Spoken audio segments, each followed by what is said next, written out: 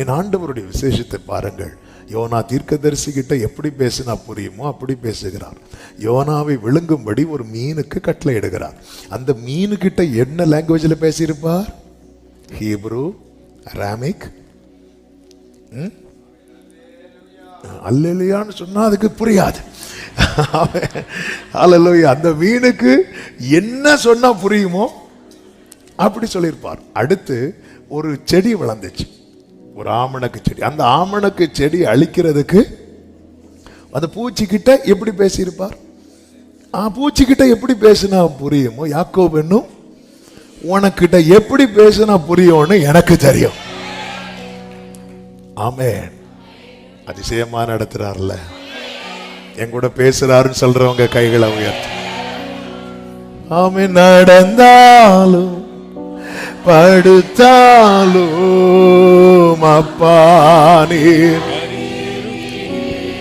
நன்றி ராஜா. நல்ல கவனமா கேளு. அப்போ நம்ம அவருடைய சத்தத்தை அறியணும். அவருடைய சத்தத்தை நான் ரொம்ப ரொம்ப வருஷம் விசுவாசியா இருந்தேன். எனக்கு கர்த்தருடைய சத்தத்தை நான் அறியவில்லை ஏண்டா. ஆமென். ஒரு பிள்ளை பிறந்து கொஞ்சம் வளரும் போதே தாயினுடைய சத்தம் கிளியரா தெரியும், தந்தையினுடைய சத்தம் கிளியரா தெரியும், அந்த வீட்டில் இருக்கிற ஒவ்வொருவருடைய சவுண்டு தெரியும். இது யாருடைய சத்தம்? ஆமென். பாருங்கள், சுனேமியாள் தூங்கிட்டு இருக்கிறான். நீங்க இல்ல, சுலைமித்தியால் தூங்கிட்டு இருக்கிறான். தூங்கிட்டு இருக்கும் போது நேசர் சொல்றாரு, 2வது அதிகாரம் நான் செய்தி அதில் செய்திக்குள்ள போகணும், திங்கக்கிழமையே போக முடியல, ஆமாம் இன்னைக்கு உள்ள என்றாகணும். கர்த்தர் நல்லவர் அன்று சொல்றாரு.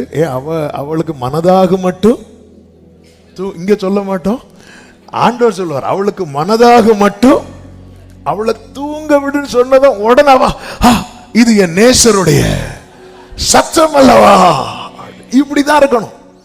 அதாவது நான் தூங்கிட்டு இருந்தாலும் அவருடைய சத்தம் எனக்கு தெரியணும்.